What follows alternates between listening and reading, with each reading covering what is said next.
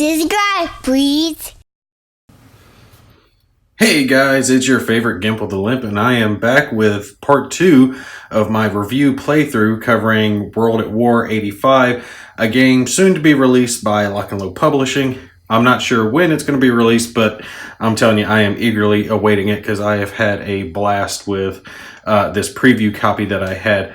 Now, I have been in contact with the designer since the last video, and I've been touching base with him on a few things, clarifying some of the rules and some of the previous issues. A couple things to touch on from the previous video. Heavy armor, so like when I was rolling defensive dice for these Soviet units up here, their defensive number values is that set of numbers in the lower left hand of the corner. So theirs, it's a 4-5. So they're rolling 4 dice looking for 5s to make their save rolls. I had confused that with a separate game that I'm playing, that you only roll as many dice as hits that you receive. With this one, you're actually going to roll your full value. So they're going to roll 4 dice for the hits that they received. Also, I did annotate it for this unit here, the armored fighting vehicle that's up on this little hill, that I was a little confused on how it was going to work with them being in a forest area, how their defensive value is going to work. Did contact him about that, and that's just going to add a dice to their flat armor value. So they're not looking for 5 or 6 like the rulebook states for soft targets. It just adds a d6 for their stated value, which for this unit is a 6. So they would roll an extra dice looking for that 6. However, I did miss one thing. Since these Soviet units are firing uphill, they actually get an extra dice for that as well. So this unit would roll 3 dice looking for 6s for saves. So that's actually pretty cool there. Let's see if we missed anything else. Missile reloads are not nationality based. They're unit specific based. So I think, if I read the rules right on this, and I don't have the most up-to-date stuff that they've done. They've revamped some of the graphics explaining missile reloads. I think this guy's going to operate off of like a standard reload system, but this support weapon, I think, doesn't have the capacity to run out of reloads. That's the way I'm going to play it. That's the way I understand it from the rule book. If it changes or if I find out different, I'll definitely update you guys on that. Also, one last thing, when it came to these Soviet Union units, the tanks, when they were firing, the ones that have 2 in the stack, I was rolling the correct number of dice, but I was rolling that for the wrong reason. The Soviet and packed units have an ability called volley fire, where an extra heavy armor that's in the stack, so 2 of these T-80s in these stacks, can add a +1 to the firepower of another tank that's in the hex firing. So because of the movement penalties and everything, it ended up coming out to the right number of dice to be rolled, so everything worked out right. But again, I got there for the wrong reason. So other than that, they'd be firing individually. I think that covers it. We're going to take and jump right back into it. I gotta say, I love this game for its simplicity. There's enough chrome to it to make it interesting, but not too much that makes you feel like you're bogged down and you're always having to take and read the rules to make sure you're doing the right thing. For the most part, once you've got it down, it just kind of flows naturally, and most of the information that you need is right there on the counters. I did have one person asking, comparing this to Nations of War. Unfortunately, I have Nations of War, but I haven't had a chance to play it, so I'm not sure. From what I understand, they're both like similar premise. Obviously, Nations of War is World War II era versus this being modern. But other than that, I'm not too sure on the specific differences between the 2 modules. When I get a chance, I will take and poke at Nations of War and see what I think of that one. Obviously, as much as I love this one, I'm really looking forward to getting stuck in with Nations of War and trying that out. All right, but we're going to take and jump back into it. I've got my little deck of cards here shuffled and ready to go. And that's another reason I love this, because it makes it so great for solitaire play, because it's effectively a chip pull mechanic. You draw your card, flip it over. All right, the NATO units are going. Bam, we just see that. But I don't know that when I'm first starting out. I don't know who's going to go. I don't know, what's going to happen. And that's really what you need for a game to play well solitaire is that randomization and unknown factor. It really does play so well. All right, so looking at this, I am able now to actually zoom in a little bit farther since the units are getting closer, and I'll keep zooming in as they get closer to each other. Now that I officially know that the Soviets are doing an end run around my ass to get back at these objectives down here, I know I need to move up, and I'm going to have to abandon my improved positions. And the good part is, since the Soviets have a small command range, all right, their HQ is not going to be able to take and like split up and have some come around this large hill and some come around this side of the hill to kind of pincer me in. So I really only have to defend in one direction. Problem is I don't have really any defenses on this side. I've got that one tree that's here on this hill that the fighting vehicle's in.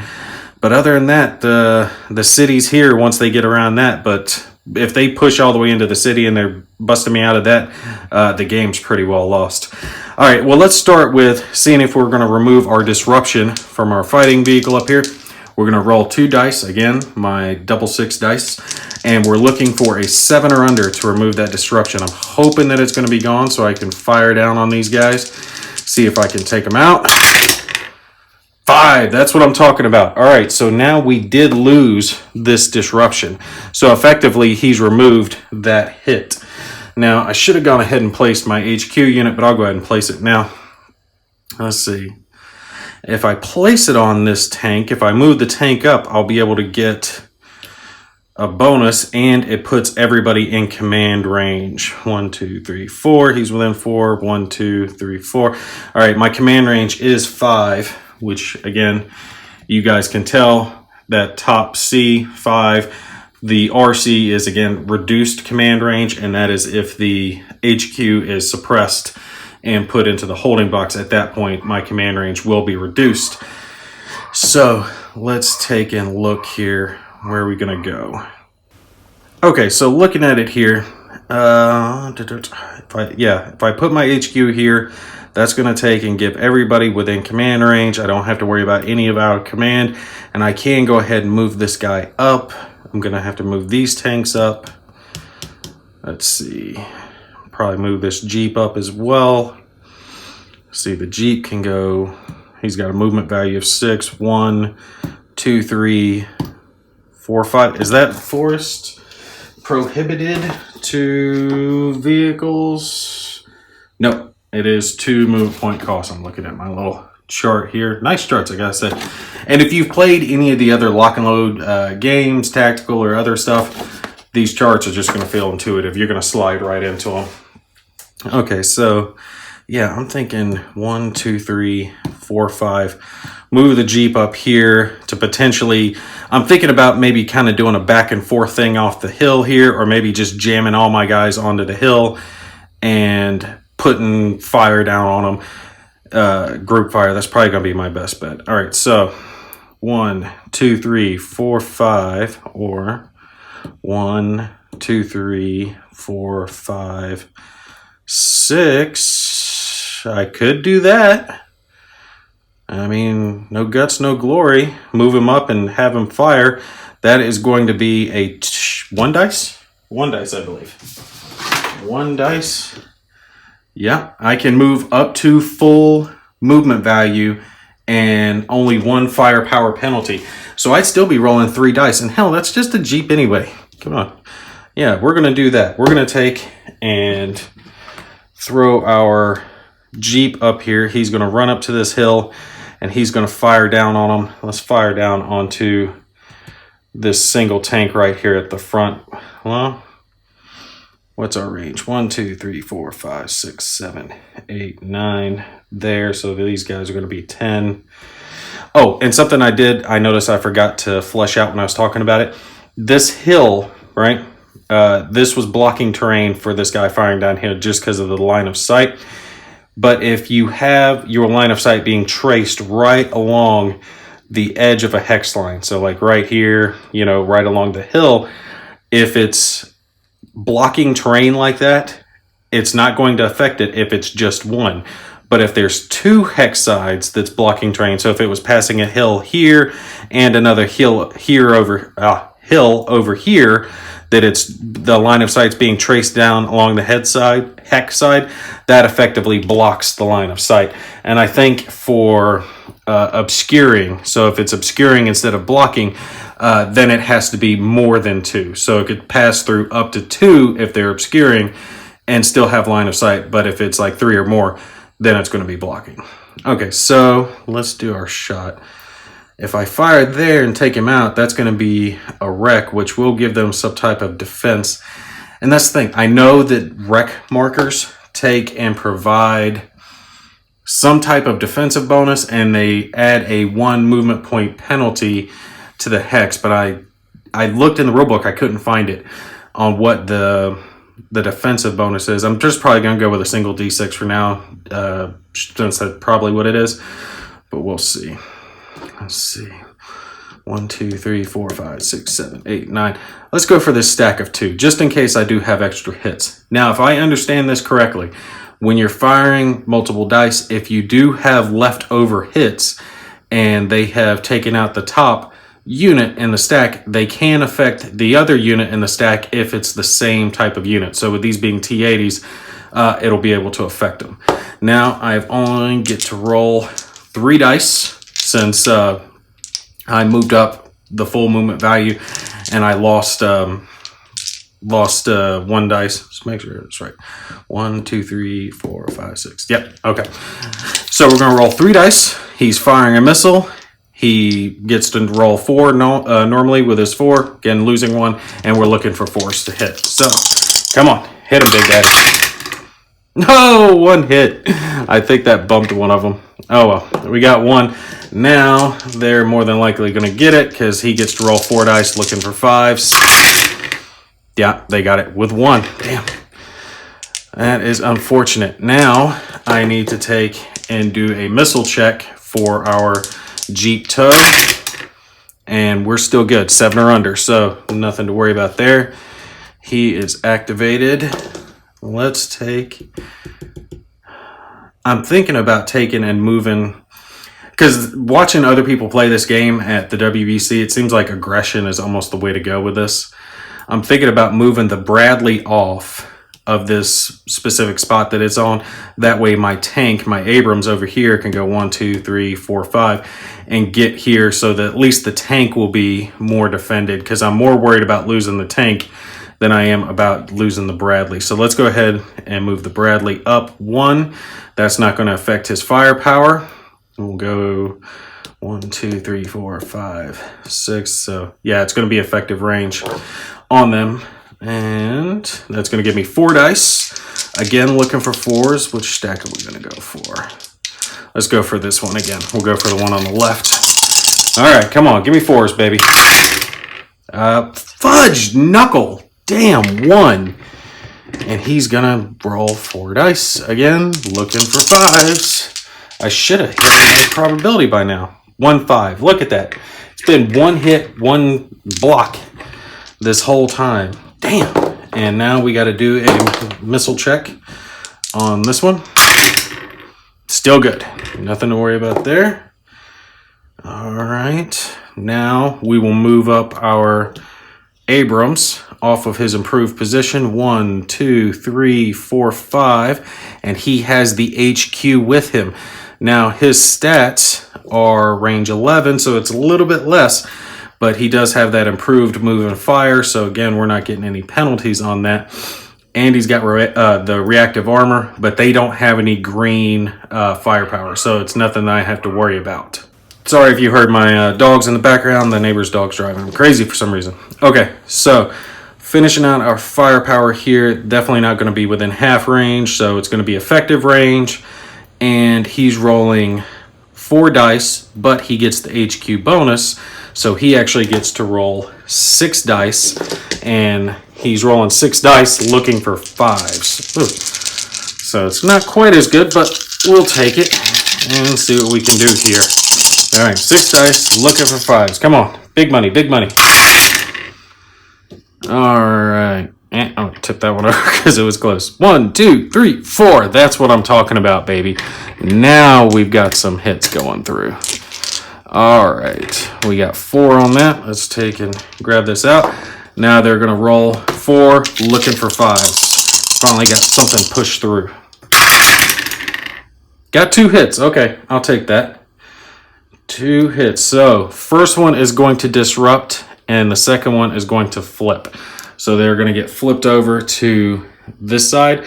And I do not have the graphic for the reduced side for the Soviet Union. So I'm just holding it up so you guys can see that. But that's their reduced stats. You can see a little bit less firepower.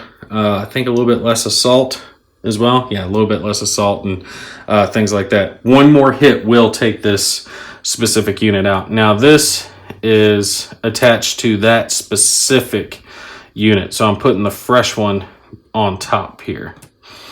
Get that line back up. All right. Now he is marked as complete. And what is my movement factor on this infantry?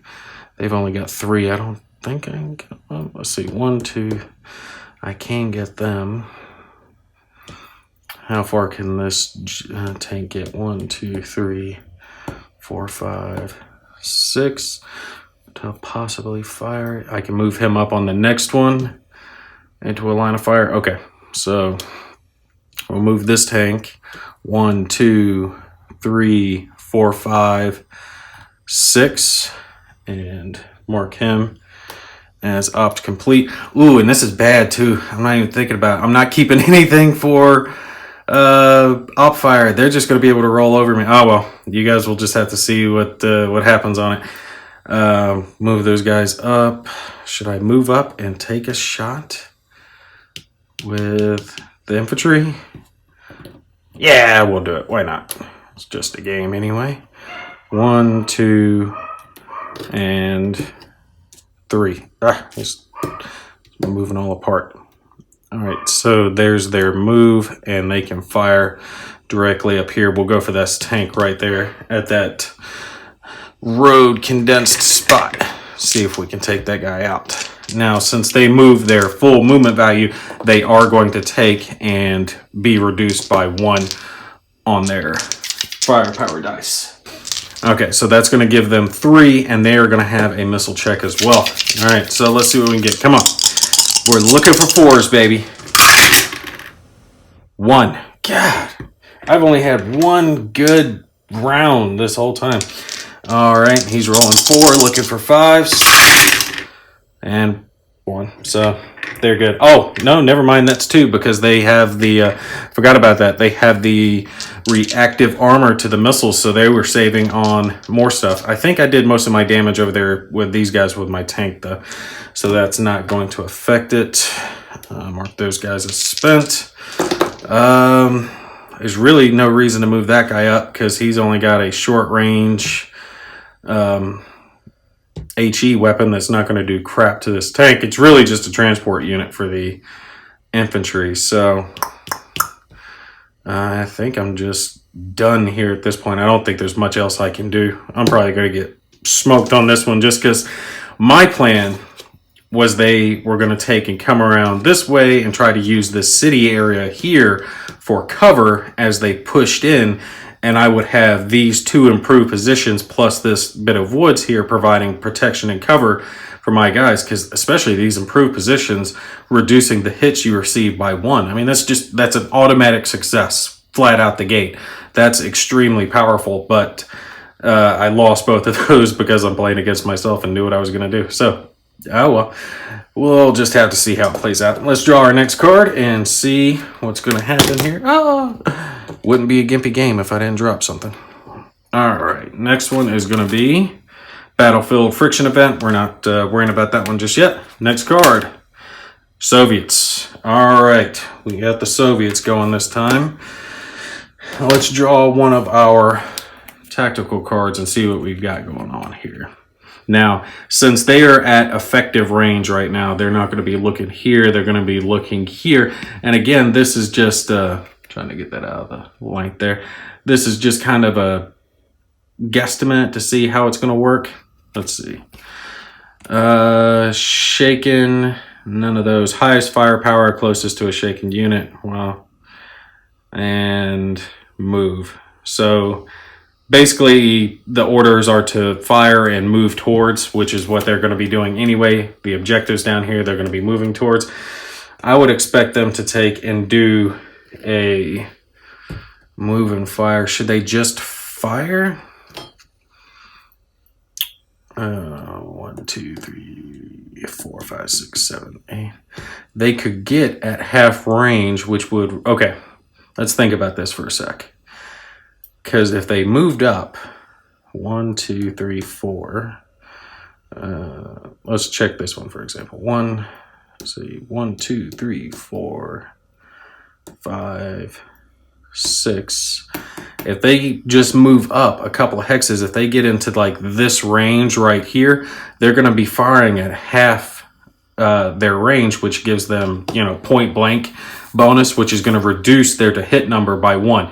So instead of needing 4s, they're going to need 3s. So they'll roll if they only move 1 hex. If they only move half their movement value, they're going to lose 1 dice, but they're going to need less to hit. So that probably would actually benefit them. Let's take and do that. All right, first we got to take and check for our disruption over here for our reduced unit. And what is their morale value? I think it's a 5. Where's my paper here? Again, I don't have the physical card. I need to go ahead and just print it out. Their morale value is a 6. Okay, so their HQ will be... Where are we going to put the HQ? We'll put it right here. So all of them are in range. So they're looking for 6 or under to take and get this disrupted unit undisrupted. Nope. So he is still disrupted, so he actually cannot move up. He cannot move when they're disrupted towards enemy units. They can move back. They can try to move into cover, backwards, lateral, things like that, but cannot move up in this direction. So he could potentially end up out of command since the Soviet command range is not very long. All right, let's see.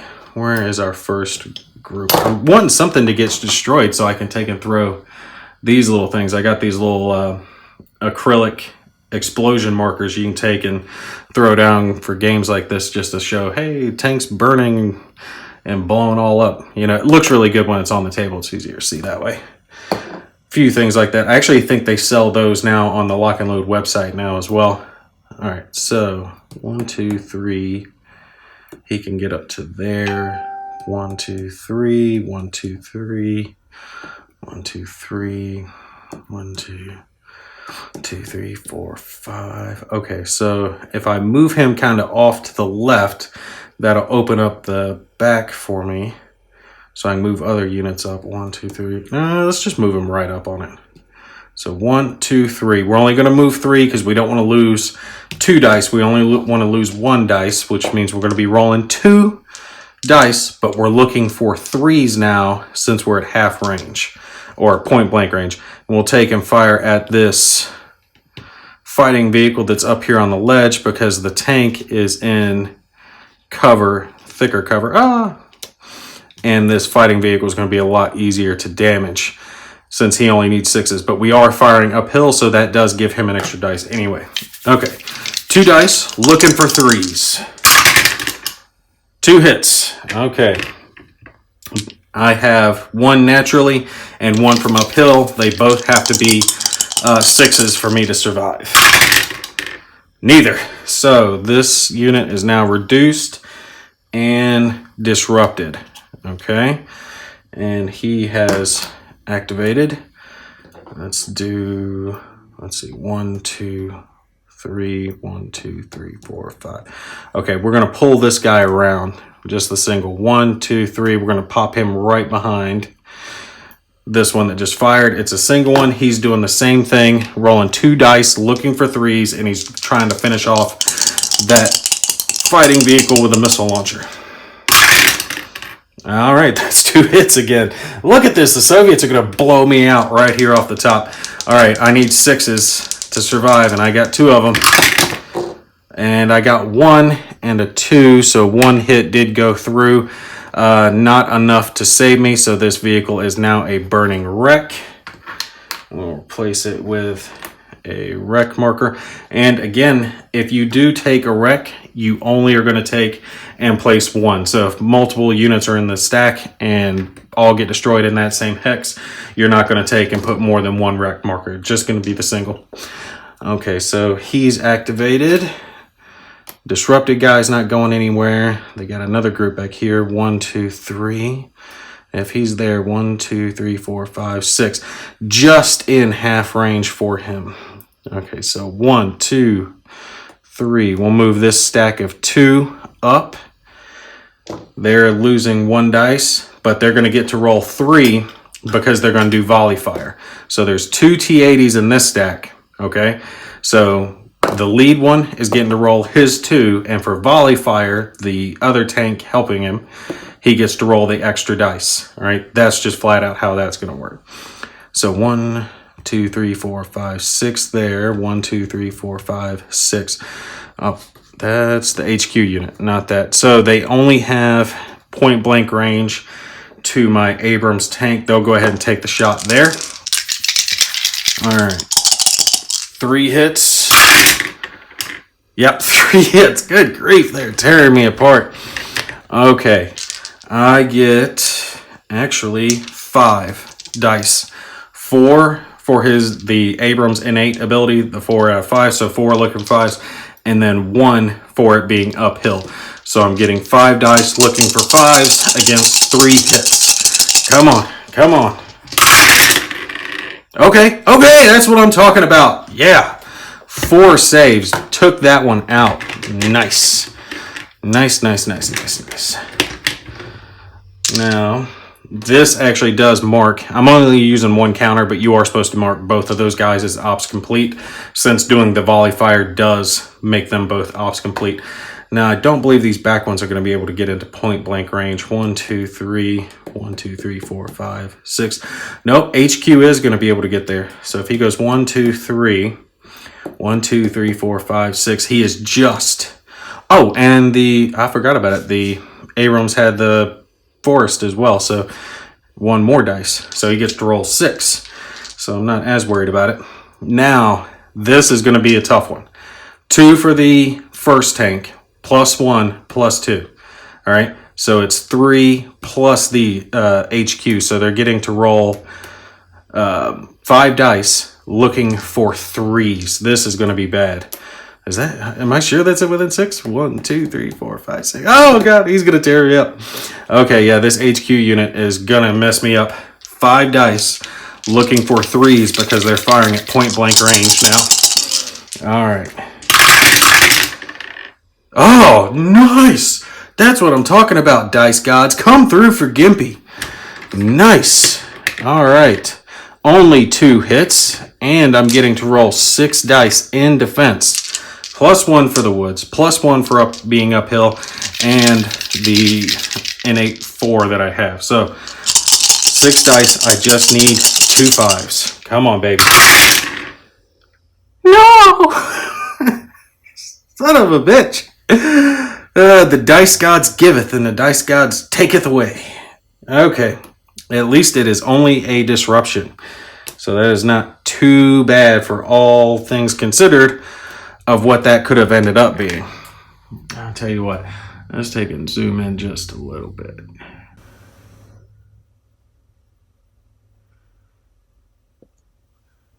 Okay, got our zoomed in just a little bit more since we're getting condensed up here. Just bring our dice tray around over here so I'm not having to reach across the camera as much. And we've got 1 stack left. 1, 2, 3. And they're going to be firing at effective range.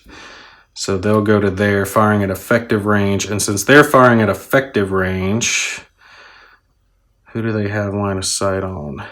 I don't think they're going to have line of sight. Let's see if we trace it.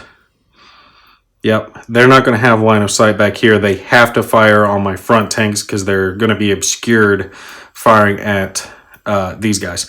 This is what I'm talking about. If you trace the hex sides over here. Well, actually, no, that's only 1 hex side. Because this is the backside of the hill. Yep, they actually can fire at my soft target up here. Okay, so they're going to do that. They're going to take and fire at the Jeep because they want to try to take that Jeep out. Okay, sorry, had to pause there for a sec, say goodnight to the kitties.